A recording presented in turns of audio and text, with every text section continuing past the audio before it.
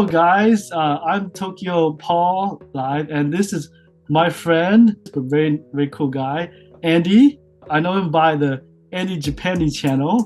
And today we're gonna get to know Andy. And I've been very interested since I met him, introduced by Chris in Tokyo, and our time in was it the Buddha? Where do we go? The Daibutsu in Kamakura. Yeah, and then since then I've been thinking about you and your interesting life that I like to get to know more about. And so basically, yeah, today let's get to know you and your experience in life in Japan.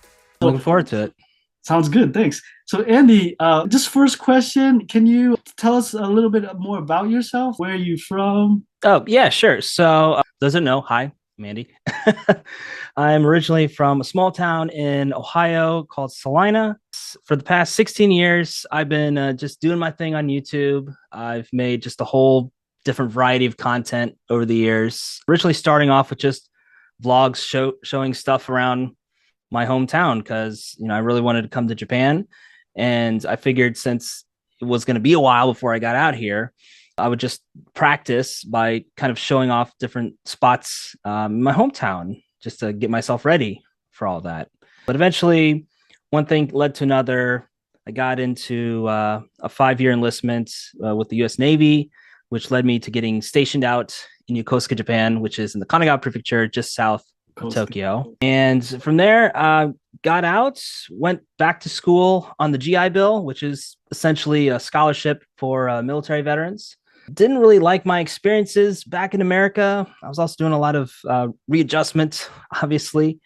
And from there, decided I wanted to come back to Japan. And one of my old shipmates contacted me saying, yeah, you can use your GI Bill overseas. Because at the time, I didn't know you could. So I went through the whole process, applied to a school out here, got accepted, came out. Everything shut down within a few months after me arriving because of the big C. I'm not going to mention it, but it is what it is. So we went from doing in-person classes to Zoom rooms, and somehow, some way, I made it through with an associate's degree, 2-year degree. And then just recently, about 2 weeks ago, graduated with my bachelor's degree. I was the first in my school, thank you, to graduate with a bachelor's degree because my school had just become approved for 4-year bachelor degrees. So I'm very excited about that. And right now I'm just looking for a job out here in old Japan. What did you study? I've been curious since I met you. I was studying business administration with an emphasis in communications. Nice. So it was just like a lot of business courses as well as, kind of some basic marketing, things like that. All right, cool. And what's school like in Japan? I studied abroad for 6 months, but yeah, I was studying abroad. What is actual school like in Japan, or a longer term? Well, for me, my school experience in Japan is a little different because the school I went to is an American campus that's based in Japan. So it's basically like an American satellite campus. So it's set up to operate basically the same as an American campus. All the staff speak English and stuff like that. And it's kind of laid out very similar to an American university. So in that regard, it's not all that different from being back in America, but considering we are in Japan and that's a good 75% or more of the student populace is Japanese, even though it is an American campus, there are some compromises, put it lightly, that do have to be made. So it's not like 100% quote unquote American campus, but it's about as close as you're going to get, really. Nice. And have you made any friends? How do you make friends on campus? Or I noticed you mentioned the virtual classroom thing. So how is right? It well, socially? In the before times, before the big C arrived, it was pretty easy because I was like one of maybe a handful of Americans that were on campus at the time. So everybody's like really interested in like, who are you? Where'd you come from? Why you eat so much hamburger? And YouTube videos with all my hamburgers. Exactly. And then they invite me out to like karaoke and stuff like that. And at the time, I was really struggling financially because I was waiting on my GI Bill checks to come in so I could actually live like a normal human. So I was just like, okay, guys, maybe wait till like next month when I get paid, because they were like very insistent about it. Oh, But then that's good March social. hit and went to Zoom rooms and I stopped getting invites, to say the least. Oh, But as far as making friends in the post Big C world, there are some people you connect with because in class they often have you do like breakout sessions to mm, discuss certain topics. And since my school is fairly small, we were often the same group of people or in the same classes all the time. So over time, even though we never saw each other in person, you couldn't help but get to know people. And there were some people we kind of vibed with. And once the environment and everything allowed us to, and we all got the 2 or the 3 tap, then we felt a lot more confident about going out and meeting each other in person, going out and having good, socially responsible social time. like sounds like spending time with people and feeling the vibe, which I think I really need to work on. Actually, I mentioned to my viewers, my goal is to make a friend. But yeah, so that sounds cool. Great tip. Actually, I was curious because you mentioned surviving on money. I had the same problems I was studying abroad when I was studying abroad. I think I was trying to live off of 2,000 US dollars for 6 months. Somehow I made it, but like, do you have any tips on how much do you need to live in Japan? Maybe daily, monthly, and just general tips as a student or in general. Well, I'd say obviously it depends on where you are. If you're in like Osaka or something like that, it's gonna be a little bit less than if you're in the thick of it in Tokyo. But generally speaking, if you are in the Tokyo area, um, one thing to note is finding good housing. And the Mm. mistake that a lot of new students make is that they try to get themselves an apartment. Ooh. And just because you can doesn't mean that you should, really, because even like the decently priced apartments, you don't really need to be paying all that much to stay there, especially if you're a student. I mean, once you're How much is it? working at how much are apartments? Oh, Yeah, it varies. in your experience. My place or Oh, you mentioned like, you don't need to be getting an apartment. So how much money, should they spend on an apartment that in your opinion, or how much money are people spending that they could be saving? well, ultimately at the end of the day, it does depend on your budget, of course. If you have like thousands of dollars to spend, then go nuts. Yeah. Don't listen to me. But if you're a little more budget conscious, we'll say there are other alternatives to housing rather than just getting an apartment or whatever, and namely guest houses. I Hmm. highly recommend guest houses, especially if you're Everything. starting out, because, well, for one, you're not very familiar with the area. So if your first, I'd say like your first year or so, you're going to be moving like 3 times. Hmm. So why do you want to get yourself like latched down to an apartment that you have to be dedicated to paying for like the next 2 years or That's a good so? point. Because you don't really know the area all that well. And it's just a big financial commitment as well. So it just makes sense to just get a cheap guest house, learn the area, learn the routes, see what you like about it, what you don't.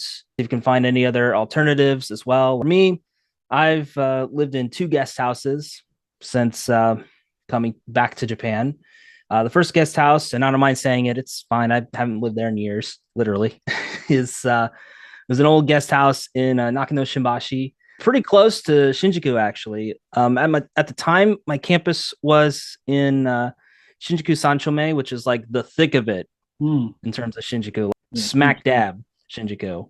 And from my guest house to school, take me about 35 minutes tops. So it was a pretty good commute when I was able to commute. So that's another factor as well. Commuting costs, absolutely. So that was one advantage of doing Zoom classes. Didn't have to worry about paying anything for the train. yeah, yeah. And actually, sorry, I'm gonna change topics now because you mentioned you're part of the Navy, you served in Navy. Yep. Thank you for your service. Can you tell Thank you. me about that? I was curious, like, what's it like? It's a very unique experience. Kind of hard to really boil it down, but basically, it's kind of some parts of college on the sea, really rough lives. being out to sea, working very long hours in a very strenuous position, having to work with people you don't necessarily like, but you're stuck miles away on a tin can in the middle of the ocean. So you got to do what you got to do. What was your specific job? Or Oh, I was a sonar technician. whoa, that's cool. Yeah.